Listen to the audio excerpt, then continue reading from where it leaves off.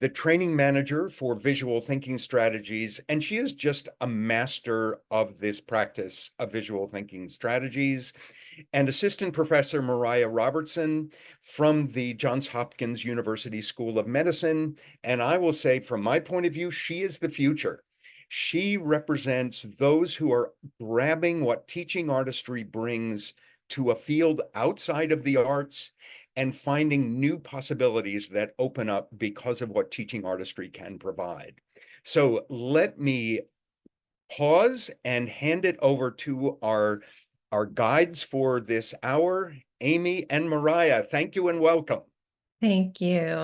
Thank you, Eric, and welcome everybody. Wonderful. I even see some familiar faces. Someone I actually met at the very first ITAC conference in Norway. Hi, Jeff Mather. Eric, thank you for having us here. This is a real treat. I'm Amy. I'm joining you from upstate New York, not too far from where Eric is. And I'll give us a little station identification. So here we are, an introduction to visual thinking strategies and its use in medicine. Thank you again for having us. And Mariah and I are your two VTS stewards for today. She has a lot more titles underneath her name than mine, and I think has gone to a lot more school than I have. But anyway, pleasure to be with you all. So today, our goal for our hour together is we want to give you an experience of a visual thinking strategies, or VTS for short, discussion of a work of art, and give you this experience of the environment, sort of this unique environment of learner-centered facilitation. We're going to have a chance to hear from Mariah and learn how this tool, and it's really a practice, is being applied in the field of medicine.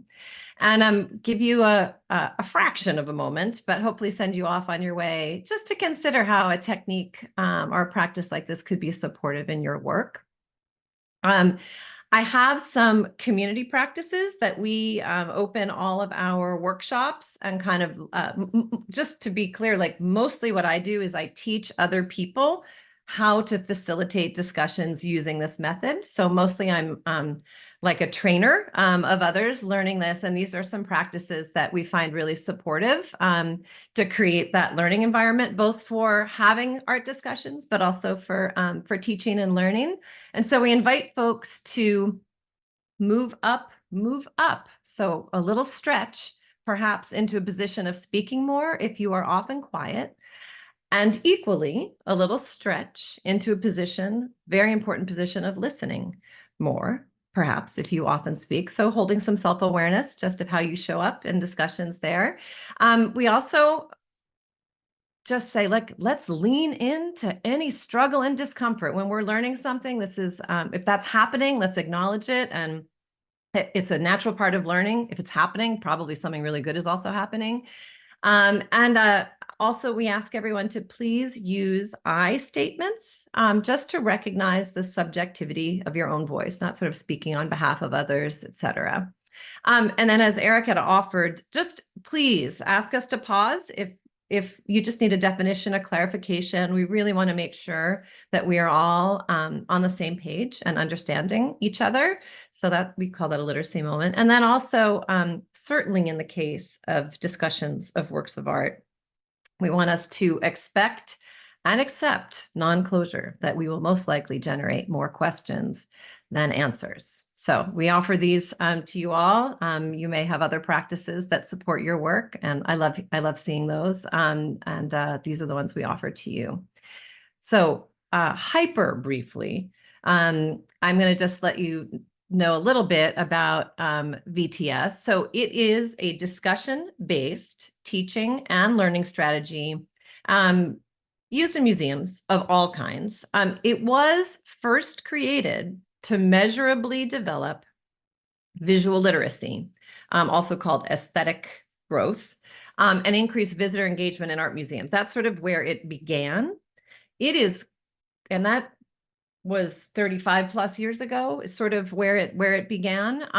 It is currently used by classroom teachers, by medical schools, the medical community, science and history museums, therapeutic settings, corporate team building, leadership building. The list goes on. So it came out of a very kind of narrow place and has had some big legs that moves it into all sorts of places. And again, it's one of the things I love and admire about it is that it is grounded in an enormous amount of research, and is so I'm just going to let you know that there's a lot of information you can read about that. But we have two amazing founders that I just want to acknowledge and thank for their work creating this amazing method that Mariah and I sort of follow in the footsteps of and steward. So Philip Yenowin, one of our founders, is a museum educator, sort of a career museum educator, and Abigail Howson, the other founder, was somebody who is we lost her in 2021. She was a cognitive psychologist, studied, sort of dedicated her life to understanding how we humans make meaning out of works of art, and did all of those sort of studies and the foundation of her research at the Harvard Graduate School of Education. The two of them met in the context of the Museum of Modern Art in New York City, sort of the board of directors saying, like, is anybody learning anything from these very expensive education programs that we are paying for? Kind of like a challenge, are they working? And they actually found out, the two of them working, collaborating together, that a lot of that education work was really pitched to a sort of a more experienced audience. And what they discovered is that a lot of people coming into museums were not as experienced viewing art. And a lot of those great education programs were engaging, but they were not allowing people to leave the museum better able or more confident to make meaning out of the artwork on their own. And the great rich information that was packed into those experiences was not sticking for a vast majority of people coming through. And so I just appreciate our two founders coming together and thinking, okay, how do we use your research on sort of visual literacy and aesthetic thinking, and let's really create a teaching method that sticks, where the learning will really stick. So that's my thank you to our amazing founders and my mentors. And next up, let's see. Yes, in case you didn't hear that from me, there it is in text. I am going to also, so before I'm going to share my screen and share an art image and invite us all into a discussion. We have a big group here. And so if you can raise your digital hand, that would be helpful. And if I'm missing people and not seeing people, Eric, Pablo, please let me know. But this is just to sort of show you where you can find your reaction buttons. I have not updated my Zoom, so I'm still on the older version. Okay, so I'm going to sort of set up my screen. So I'm going to display an image for all of you, and I'm going to give us a moment to have a good deep look. And I want to just say that in a visual thinking strategies discussion, anything goes. Every observation, association, anything that is going through your mind really adds to the discussion. So I just want to welcome you all to participate freely. There's no right way to participate except raising your hand, which will be great. So here we go. I'm going to give you a moment, quiet moment, to get a look at this image.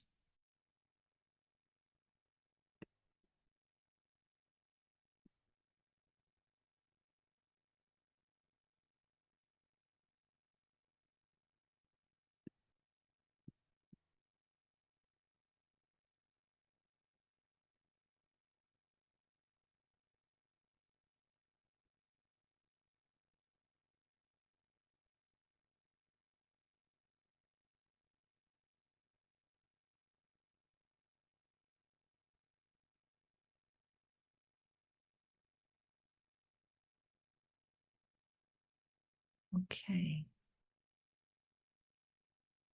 So please keep looking, but I'll open it up with our first question. What is going on here? What's going on in this picture? I'll look for digital hands.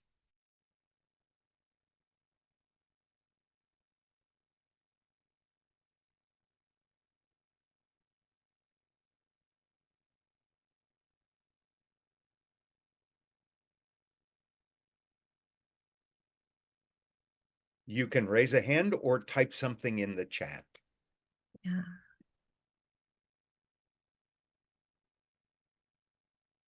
What's happening here? What's going on?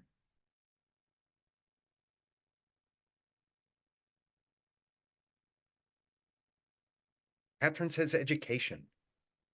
Ah, Catherine, thank you. So thinking that we've got perhaps um, a space of some learning, some teaching and learning, education. Catherine, would you mind telling me what did you see that made you say education could be happening? Can you hear me? Yeah, I Yeah. can. Hi, Catherine. Yeah, thank you for getting us Hi. started. Hi. Absolutely. Yeah, just let me know. My internet can be choppy, so if I cut out.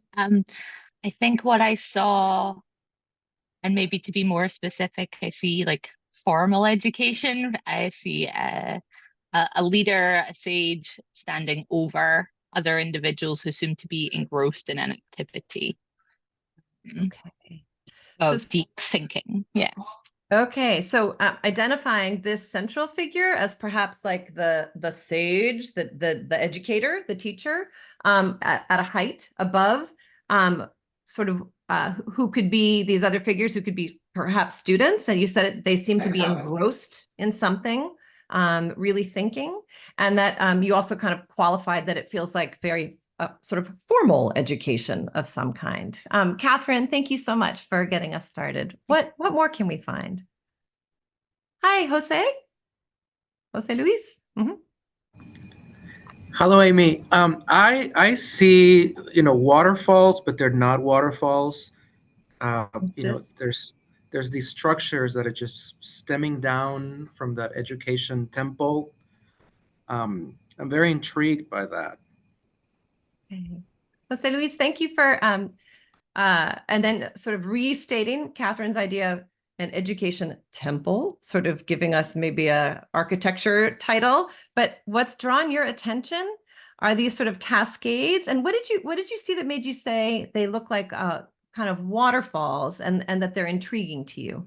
Yeah, the texture, the shape of it, how it's just the flowing motion of it. Okay. So noticing on either side, there seems to be something, some beautiful kind of like a texture, something flowing out of either side of this space, reminding you of waterfalls and it really intriguing you. Okay, thank you, Jose. Hi, Anna. Oh, Anna just entered the little room. What more can we find? What more can we find?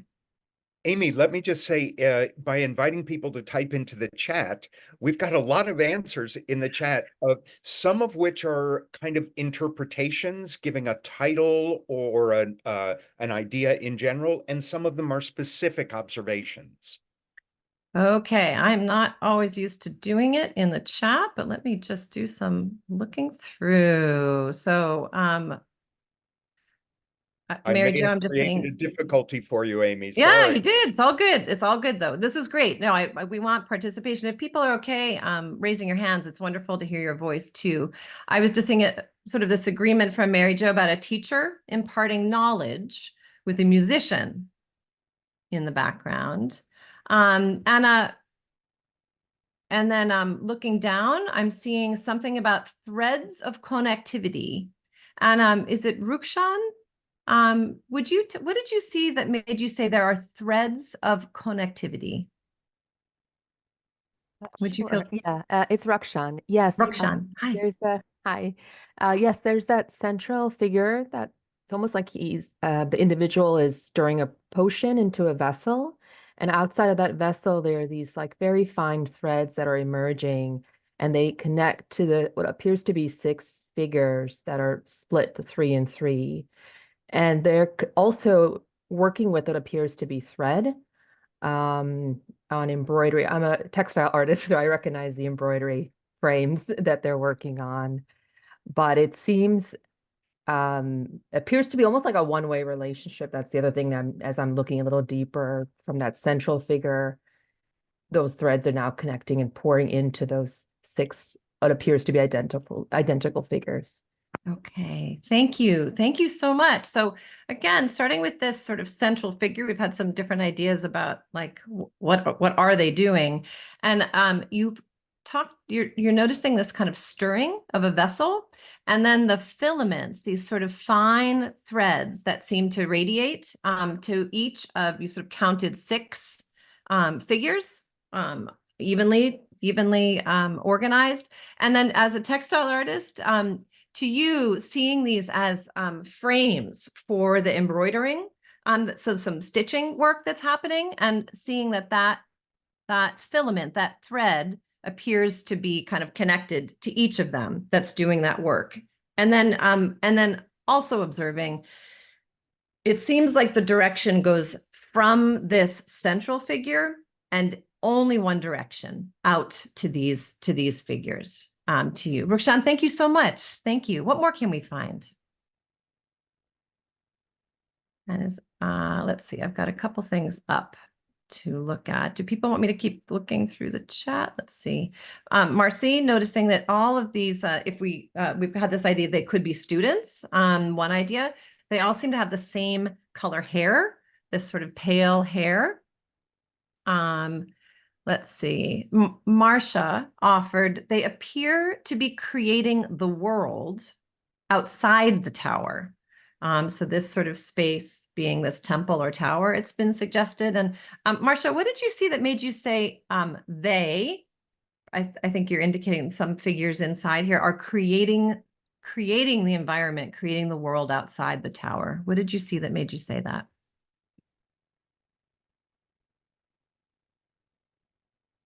That was to Marcia. Are you comfortable coming off mute? And Eric, if you see an answer come in from that, you can Sure. let me I'm know. seeing a bunch of interpretive ones and then some specifics, like Williams noticed brightness and darkness issues. And you said brightness and darkness. What was the last word? Issues, that there's mixed feelings of brightness and darkness is what William was seeing. Okay, William, what did you see that made you say it's not only that you're observing brightness and darkness, but you're seeing a correspondence to kind of the feelings or emotions being communicated, that there's brightness and darkness in mood or feeling? What did you see, William? I was looking at the painting, and I kind of feel like a contradictory kind of like struggle in the artist's mind. Whether it's bright or darkness, it seems like they are bringing bright color to some kind of like city world thing, and then it probably was like dark and cloudy and misty, and then from the tower it brings brightness or hope or knowledge or something bright. All right. The facial expressions, they don't seem very much enjoying that. So I kind of like feel like in the artist's mind, is he or him, her, I don't know, they are actually struggling with this, whether it's right or wrong, whether it's good or bad, whether it's bright or dark, struggle behind it. Okay, William, thank you. So observing, well, thinking about, so what's the sort of the message or the state of mind of our maker, the person who created this piece? And you're finding it holds a multitude of potential feelings, not all one kind. And this idea that in this tower, there seems to be this sort of brightness, perhaps hope, that one way you could look at it is sort of spilling out that way. But then looking, and then you talked about the darkness and the sort of looking behind the environment behind the tower. So the light spilling into the darkness, perhaps, right? But it doesn't look like a space of brightness and lightness and happiness and enjoyment, you're saying, inside. And so what is that about? Is this all good? Is this all pretend?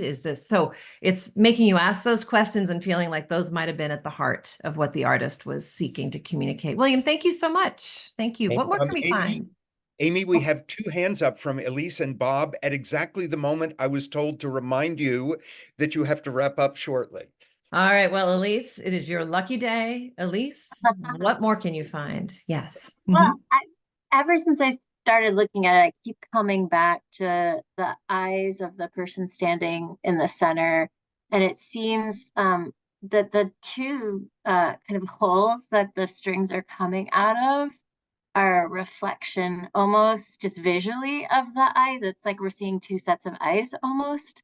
And then So that sends here? me down a whole different like story of what I'm seeing, the person holding a text and reading with those eyes, but maybe in reading, I can dive into a story about maybe what the filaments are representing, if perhaps tied to the individual and what they're reading. They're like spinning a world for themselves based on what they're seeing in the book. Elise, thank you. So just really continue to kind of dig in and like, what's the story here? And what you're drawing our attention to is this figure that we've been, we've had different ways of kind of thinking about what this person is doing, but you've also noted it appears they may be reading from a text. And you're looking at this correspondence, the two eyes here, and then these two shapes down here that could almost be like like a mirror, an opposite eye. And it seems the filaments are coming from those. And so what's sort of this transmutation, this sort of translation of the text being read, and then how is that being communicated or flowed out into what's happening here? I don't know if I've got sort of captured that, Elise. Yeah, I mean, it's very heady, but yes, I think you're capturing it. Roughly? Yeah. Roughly? Yeah. All right. Yeah. So everybody, as you might sense, you could keep going and keep going and keep going. And we are going to respect your time. We're going to give you a taste of this.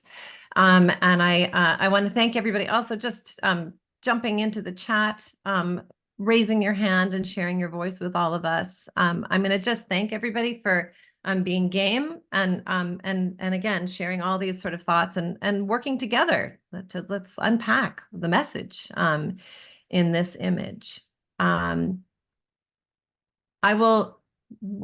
often do a little reflecting on this experience. We're going to do that in a moment. I don't always share this right away, but I did want to make sure just to acknowledge our artist today. You'll notice I didn't start by telling you anything, but this is a piece by Remedios Varo.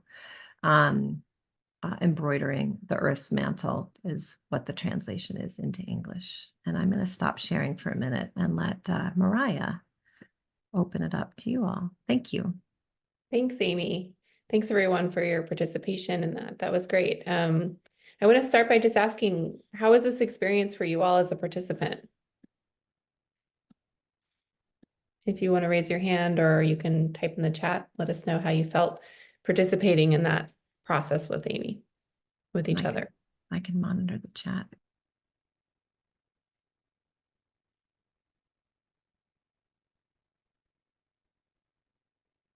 Mind-blowing. Taylor, thank you. I think it always takes a courageous first person to break the ice, and then as you could see, like what I noticed as an observer, just like the learning and the light bulb moments are starting to happen with folks, and just the growth of one thought or concept leads another to share something either related or totally unrelated. So it's just a really nice discussion, and I think the concept of safety comes to play a little bit as well, and everyone feels like their voice can be heard, and that creates a bit of psychological safety, I guess, in a way that allows for further sharing. Thank you so much, Taylor. I love the way you started that by saying, yeah, it takes somebody to be brave to start the conversation, but that just the act of doing that and then everyone feeling a bit safer to share and look a little bit deeper and build off of one another. It became this very collaborative thing and a community effort together almost, it sounds like. Beautiful. Thank you for that. Gloria. Yeah, I just appreciated the way that Amy rephrased what people said. That takes a real, I was thinking, wow, that must have taken a lot of practice, like a lot of ability to listen and then speak back in such short time. But I really appreciated that because it really helps people feel heard. And when you take that risk, it makes you feel like you're validated. So thank you for modeling that and for incorporating that into our training here. Awesome, Gloria. So you were noticing that paraphrase, which I know Amy will share a little bit about the VTS elements in a bit. One of the core elements of VTS being the paraphrase moment, and how that made you feel heard, feel seen, and might feel that way for others in the group participating in a session like this. And that's definitely one of the intentions of that act. So wonderful. Thank you for sharing that. And there were some really great things in the chat. I mind-blowing, fun and engaging. Interesting how when I saw new things, when I heard what others saw, so other people saying something spurred you to look closer perhaps, or look with different eyes. Engaging, hearing other folks' interpretation, momentum builds up, that's right, and it can keep going. Varied perspectives. I love all of this, and opening up of the mind and leading by asking questions. So yeah, letting others share their own story, right? Their own interpretation. Were there things that surprised you about this?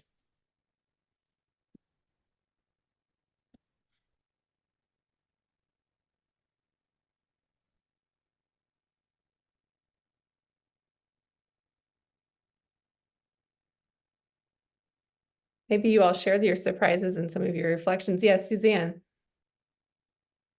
I was just going to add that I saw more once I heard what other people were seeing, and that was really helpful to kind of get more meaning, to hear others' voices. Yeah, so it's kind of interesting to see that, your first look, maybe you saw some things, but then someone else said something that let you look a little differently at it, or maybe see a part of it you didn't see the first time. Yeah, it gives you more meaning. It's really, really cool. Thank you.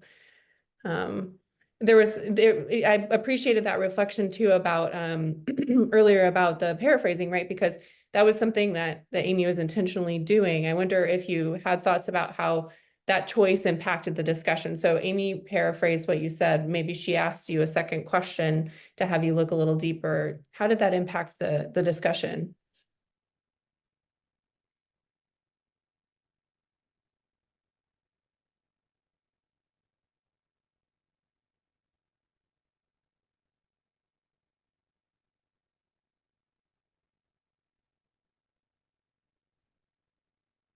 You have some goodies that are Yeah. showing up. Yeah, Yeah, in the in the chat. chat, Suzanne had her hand up again, then I'll look at the chat.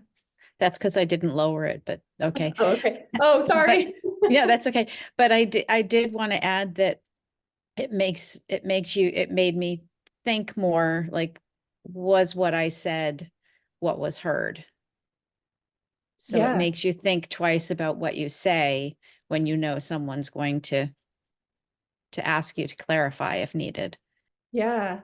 Yeah. And also maybe it can give you space to say, like, actually, that wasn't exactly what I was saying, right? If someone paraphrases in a safe way, then it can let you say, actually, I think I was trying to say it differently than that. It might have come out wrong, but I wanted it to be interpreted this way, which can help everyone, right?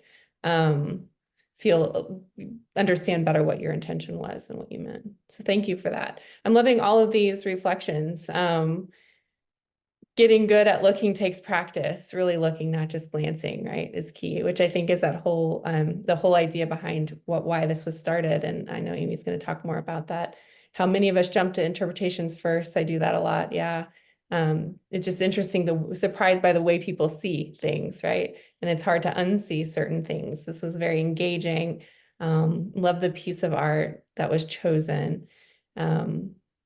Not one singular interpretation was arrived at, which I want to just name that when I do this in medical rooms, not in artistic rooms with medical folks, they hate it. They hate that there's not a right answer. It's actually like really hard to break that thinking that there could be many interpretations for something, because they're so used to like wanting the right answer.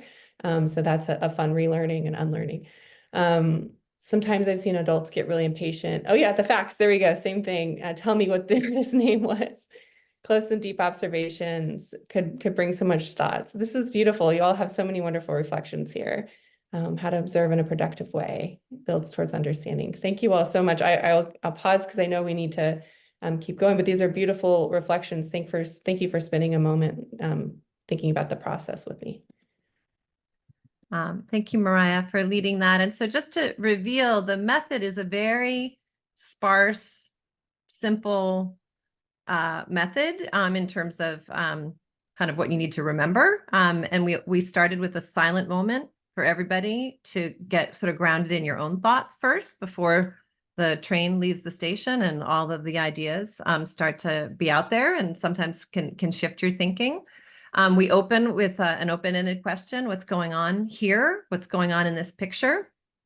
As Mariah said, some of you offered, like I was able to ask, what do you see that makes you say this could be a space of education, or that there's something connecting things, or that we've got an artist struggling with light and dark, right? So that's a question used to bring and ask sort of for more clarity, but it's not what makes you say, it's what do you see that makes you say, so that we've got this opportunity to ground whatever's happening in our minds in the image with details that all of us as the group assembled can look at and understand too. And then the question that is used most is just asking, what more can you find? What more can we find? As sort of like a refrain. And then the work, and sort of as a trainer in this method, as a traveler in this method, understanding all the choices you have and how you acknowledge comments, that is the work. This is easy to memorize. And then this is the juicy part of the practice of learning to facilitate. And then we're also pointing as I'm listening to try to follow where you are. Helps me remember what you said too. And then pointing again when I paraphrase. And then we don't summarize. We're not going to, because, oh my God, what if your eye didn't make the summary? I conclude with a thank you. And a lot of the work is also, how do you maintain a stance that sort of creates an environment like this? So this is a way of describing how that methodology, those questions, and then all the choices you make in your paraphrasing, we're trying to support a space that feels collaborative, invites folks in. We're trying to, you notice I didn't say like, how about over here? What about this part? Have you noticed here? All of the ideas are generated by the group. So it's completely learner centered. It's really a discipline to kind of keep things that way. Developmentally appropriate just means like, we're a group. We're all going to rise to where we are as a group. It's not going to be too hard. It's not going to be too simple, because you're going to bring the meat and potatoes to this discussion. We want to keep it really inclusive, engaging. And then I appreciated the comment kind of about psychological safety. Like, how do you make a space where people feel comfortable to come up with something really different, or really put I really have a wild hair of an idea here. Let me just put it out there. So those are some of the goals that we have. I think, yeah. Oh, and this is a summary. Again, the work came out of really trying to move the needle of growth in aesthetic development and visual literacy. But through the many, many years, this practice has been out there. It's been found to be very effective for language development. There's lots and lots of research, which is valid in very young people all the way up through medical schools and adults. The critical thinking skills, you can see them measurably shift by participating in these discussions more and more. Social and emotional development, that sort of learning, sense of yourself as part of a community, and sense of yourself as a learner. These are all in the big sort of wheelhouse of what can happen. And then I'll just leave you with a couple, this sort of idea, these image discussions and this style of facilitation encourage the practice of authentic problem solving, moving from those thoughts in your mind into communicated ideas. It's a pretty significant thing, that putting it to words, it forces that to happen. The risk-taking, the listening to one another. Also, we're not all on the same page. We are all individuals looking at this. And so sort of being able to make a space for divergent and fluid and flexible thinking, being able to hold many ideas at once, a space for respectful debate. And what do you see that makes you say that? Let's draw and anchor our ideas in evidence-based reasoning, and then just even self-awareness and challenging your own assumptions. So I think this is where I hop off. And I just want to thank everybody. Mariah, I'm probably getting to you a little late, but off you go. Okay. I can adapt. No Great. worries. Yeah. All right. When you stop share, I'll Oh, search. there we go. Yep. Mhm. Right. So let's talk a little bit about adaptations of VTS to medicine. As I was thinking about this talk, it just happened that on my Facebook, I got one of those memories that I posted back when I was in medical training from something that is like a blog or post from Humans of New York. There's just like stories for different people living in New York. And I remember this one resonating with me when I was in the middle of residency. Because this resident says there's a strange culture in medicine. People are less friendly to each other than I imagined. I got an MD and a PhD in neuroscience, and I'm finishing my residency right now. I guess I thought that everyone would be compassionate, would help each other, would be nice to each other. And don't get me wrong, I work with a lot of compassionate people, but the stress just erodes people. There's a lot of tension and anger. We're taught that 80 hours per week is normal and shouldn't be questioned. But at the same time, a huge amount of work that medical interns do is administrative. Could be outsourced without affecting the quality of education or care. The culture does real harm. And then goes on to talk about suicides that have happened among friends of his, and then just talks about how this whole tunnel of medicine can be quite damaging. And I remember feeling that way as a resident. I'm now a geriatrician. I take care of older adults. I'm a house call doctor, and I'm a clinician educator who's dedicated my whole career to thinking about how can we help medical trainees become more passionate and compassionate, empathetic, and love the work and not be so burned out? And how can we work in a system that has really done a great job of breaking our spirit? And I think VTS is one way. The disconnect that currently exists is that so much of our time is not spent in the observation and in the communication with the humans that we got into this work to do, right? To be with people, to sit with them, to see them, to hear their stories. Rather, we spend a lot of time in the space of documenting and billing and making sure that we're not doing anything in the technological world that will make it so that we can't take good care of our patients. But this really makes it hard to build those skills of empathy and connection and to foster a lack of burnout. We help alleviate burnout.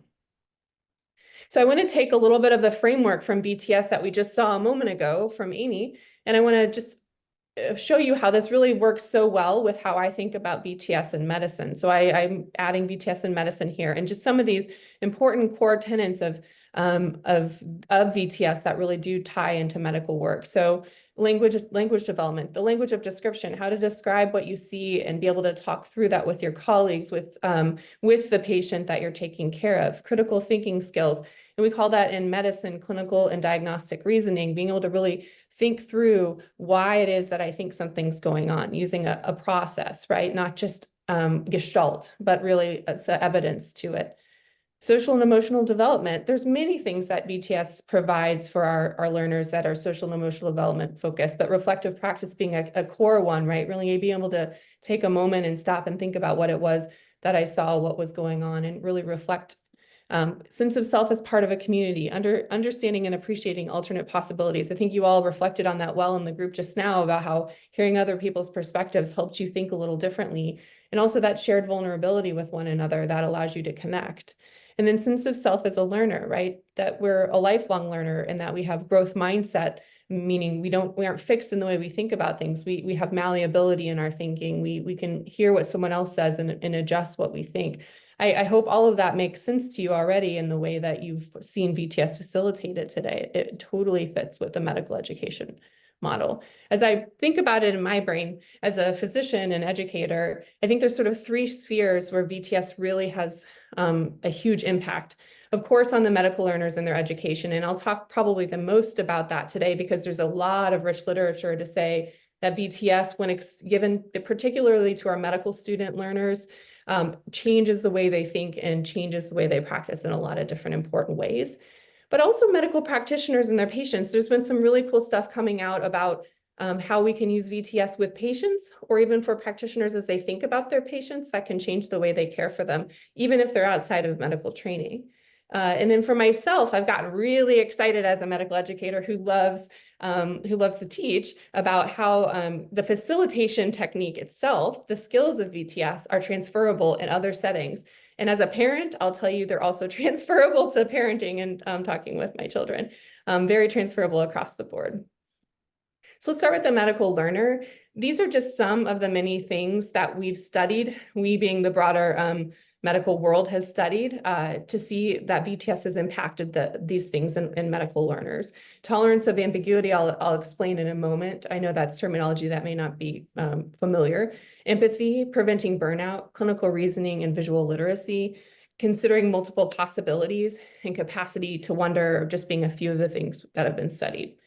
So I put some medical literature snapshots here, not because we're going to get wonky and into the literature today, but just to show you that there's a lot of literature out there that's been done in this space. And if you go in even to one of these, there's a whole bunch you can go down from. And if it's of interest to people, I'm happy to send some PDF versions of some of these papers. I just don't know how many people find that exciting to read medical literature. But anyway, the space of tolerance of ambiguity and empathy is huge within VTS. So a lot of people have studied this. And so this idea of tolerance of ambiguity is like, a lot of people in medicine are very linear, as I was saying, they come to VTS and they're like, tell me the answer, right? But life is ambiguous and challenging and complicated. And we hold multitudes, patients hold multitudes. There's a lot of ambiguity in medicine. And so being able to be tolerant of that is really important to being a really facile and thoughtful clinician. So that measurement of that has been, when exposed to VTS, we've seen a change in someone's ability to tolerate ambiguity. I put the scale here just to show you some of the questions that are asked to sort of assess somebody's ability to tolerate ambiguity. Empathy scores also increase in multiple studies when people are exposed to VTS over time and shared. And when they learn a bit about the process, they're able to really sort of understand other people's perspectives a bit better as a result of being involved in VTS. There's also a lot of literature to support that this is a tool that helps reduce burnout. I wish we could get more longitudinal data, meaning over time and not snapshots, but still randomized control studies, which are a little bit more of a gold standard type study where they have some people exposed and some people who are not, show that those who are exposed to VTS actually do have lower burnout scores and overall improved medical skills compared to those who do not have exposure to it. So we're always trying to think about how do we make burnout better. I think this is just one example of many opportunities to think about that with VTS. This is an interesting one too. And on the VTS home website.org website, you'll see that this is featured as one of the studies that's come out of VTS work. But for those in visual medicine fields, it's really helpful for learning how to describe things and to sort of look at different skin lesions, for example, and say, what do I see that makes me say this is a melanoma rather than a squamous cell cancer, for example. But this also ties into, I'm an internist by training and then geriatrician by second training. And a lot of what we do is put things together. People have a lot of things going on. Like, what do you see that makes you say this is heart failure, not something else, right? So there's more than just the visual piece of it, but also kind of looking at a clinical story and thinking more deeply after visiting a patient and seeing them in person. This whole kind of idea of clinical excellence as a confluence of factors has also been studied. These are some of my colleagues at Johns Hopkins. There's several people doing this work here. But they looked at several ways in which arts-based education promote clinical excellence is a term for things that include communication and interpersonal skills, professionalism and humanism, diagnostic acumen and clinical reasoning and passion for clinical medicine. So you can see that this spans a lot of the things we were just talking about, but there is pretty good evidence for VTS as a tool to help with a lot of these skills that are micro skills to being a clinically excellent provider. And there's also good data that when a provider or a physician is clinically excellent or feels good at what they're doing and have these micro skills, that they are more likely to enjoy the work and find passion in it. And I love this newer concept that my colleague Meg Chisholm here is working on, which is this ability to wonder, to be curious, to come to things with fresh eyes, and to be able to explore purpose behind things. It's really central, as they say in the paper, central to all aspects of academic medicine's tripartite mission, and tripartite mission being clinical care, research, and education. That having wonder, being curious, being excited, wanting to look more deeply at things fuels a better delivery of humanized patient care. It sparks scientific discovery, and it supports lifelong learning. I can say for me, it has been transformative for me, both in my clinical practice and my educational practice, and also in the research I'm building. I'll tell you a little bit about that research in a moment. So this is one paper from early in the early 2000s. There may have been others talking about VTS in arts and medical education, but back in the day, this was a paper saying, hey, 20 years ago, hey, this is really cool stuff, VTS, and it should be in medical education. And now it actually is a huge initiative within AAMC, which is the organization that in the US that runs the medical curricula for medical students here in the States. And this initiative is highlighting how fundamental arts and humanities are in medical education, with VTS being a core component of that. There is no current requirement, at least here in the States, for medical students to have any training in humanities or arts-based teaching, but the evidence is really stacking up the initiatives there to really begin to build this more into the training that all the students receive. So quickly, just because I went, and there's a QR code that will also conveniently take you to vtshome.org, which you can search around on as well. But this is one example where there's a lot of people getting excited about the potential for VTS for people living with dementia. And I think as a geriatrician, as someone who had a parent who lived with and passed away with dementia, I totally think this is a brilliant and beautiful way to connect with patients, thinking about the fact that there's no right answer, and that someone living with dementia can come to a piece of artwork in a group of other people, maybe with their care partner or their loved ones or other people living with dementia, and all see different things, and through facilitation feel safe and able to share whatever it is they see from their own perspective.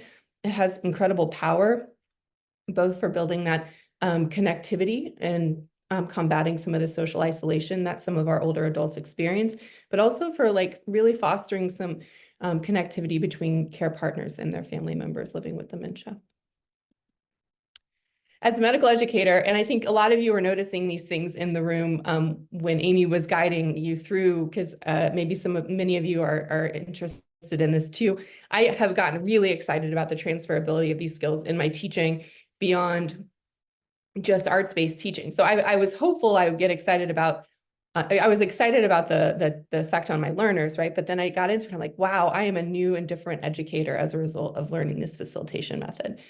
The community practices themselves, setting people up to participate or to listen better, because listening is a skill as well. And in many of my spaces where I have multiple learners, there's always one who shares more and one who is more introverted. And this Community Practice Act really does help us all be on the same page.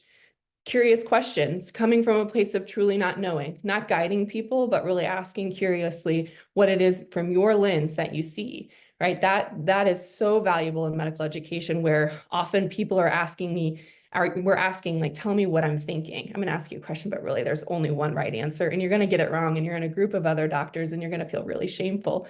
But no, we're using curious questions, right? We're asking, what is your perspective on this thing? Come at it from your own lens.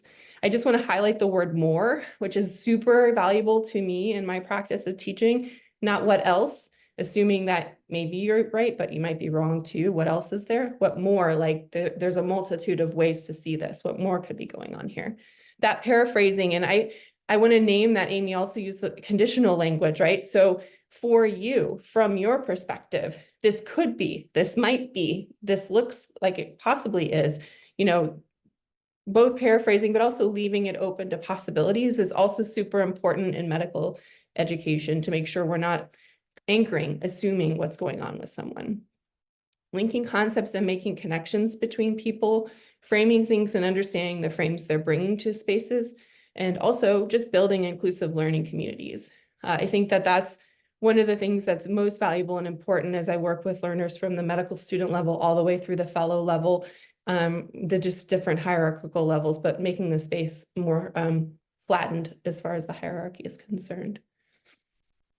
I'll share just really quickly. I'm doing okay. I got one more minute. I've built an educational project that I'm super excited about. So I'm a house call doctor, which I think in probably some of the other countries here, that might still be a practice, or might be a practice that you all use more frequently, but it's becoming more popular again in the States for homebound older adults. And what I've found is that the home environment and the community that people live in is a story in itself, and it's art in itself, right? Being able to look around and see what's going on and what might be happening and be curious about it and make sure that we're seeing all the aspects of a person's story. It also, while most people live in their homes and that's where they want to age in place, and especially for our lower income older adults, it may be the only option that they have. Most medical training doesn't happen there. And most medical trainees are not of the same socioeconomic background or story as the patients they care for. So when they come out into people's homes, they bring a lot of bias, a lot of lenses that aren't particularly helpful to the care of their patients. And so I'm using VTS of art that depicts homes and communities and older adults to help my learners begin to think about what biases they might bring to aging, to people's homes, to different communities, and try to reframe their thinking about it and see if that changes the way they think about the care of older adults who might want to remain at home. So we'll see. I'm in the process of working on that, but if that's interesting to anybody, I'm glad to connect to talk more. I will stop talking now. This is my email. Please feel free to reach out and connect anytime. And I will stop sharing and hand it back over to Amy. Mariah, thank you.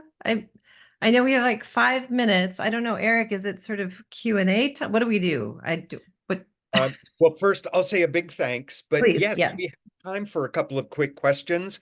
I'm going to throw a few links into the chat, but we will follow up with links as well. But if anyone has a burning question, Pablo, oh, you're applauding. Does anyone have a burning question that must be asked right at this moment? We have this good moment here. Maybe not. It was pretty thorough, I gotta say.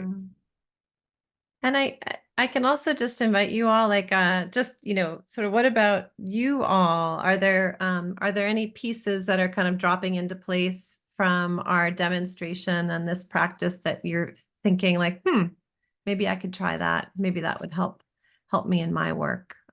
We'd be curious to hear sort of what's resonating for you as well. Yeah. Hi, Peter. Hi. Thank you for this wonderful presentation. I'll just very quickly comment. I work in strategy where I try to help people make sense of their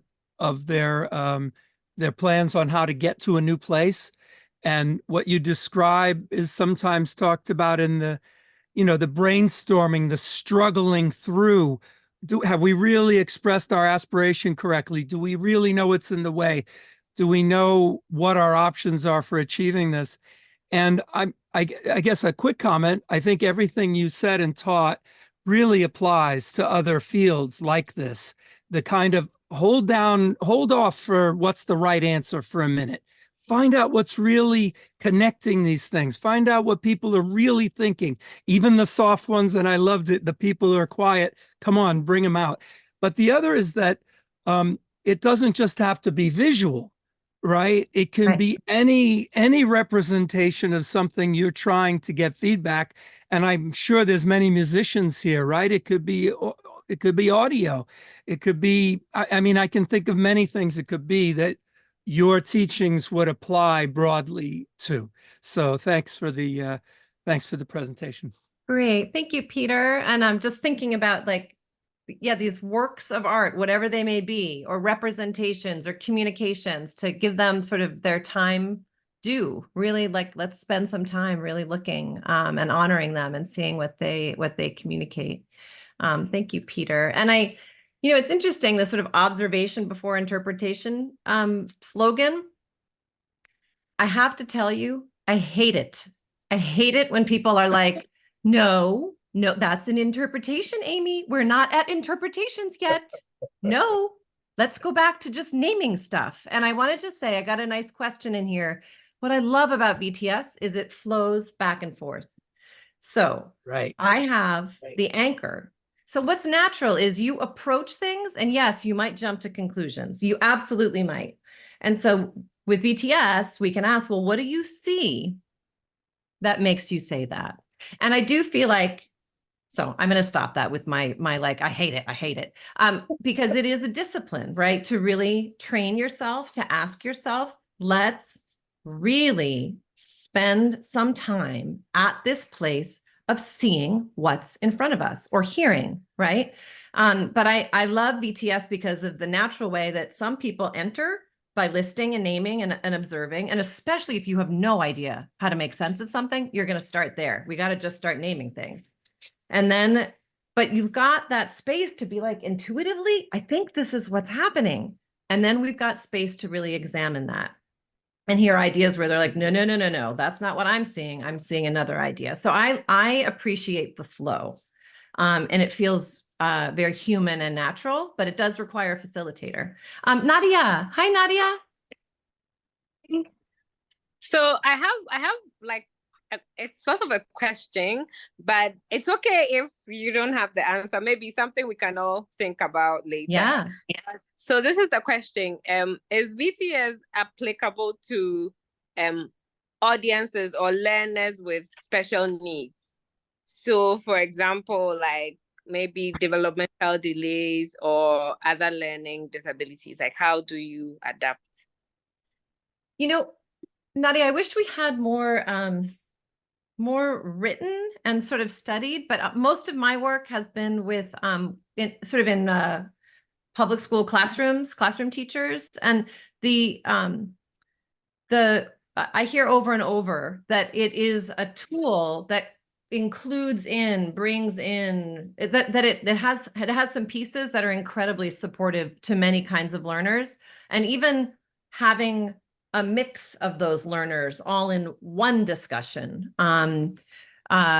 Like, especially like kids on the autism spectrum, you'll have teachers say like, wow, they're all listening to each other. Like that hasn't happened. And there's, so anyway, I have many, many stories about, that it's just sort of can be some good education practice, generally speaking. But thank you for asking that. An incomplete answer, Amy, but. I need to be the rude person Yes. that brings Bye-bye. Yes, I'll stop. Yes. So thank you to our two beautiful presenters. You all will get the links we promised and a link for this particular session recording, so you'll be able to see it. A quick reminder that our next think tank will be on July 17th. That's at 7 a.m. New York time, because it's coming at 9 p.m. from Australia, called The Pedagogy of Creativity. And it is introducing the work of a new online curriculum about maximizing the use of creativity in instruction, coming from our leadership committee member, Brad Hazeman, and his academic colleague, Jackie Cowley. So we'll hope to see you then. Thank you for joining us today. And just one final appreciation, even if you want to come off mute, to say thank you to Mariah and Amy and all of you. Thank you. Thank you so much. Thanks so much. It was great. It was nice interacting with you all. Thank Bye-bye. you. Bye. Go forth in your amazing work. All right.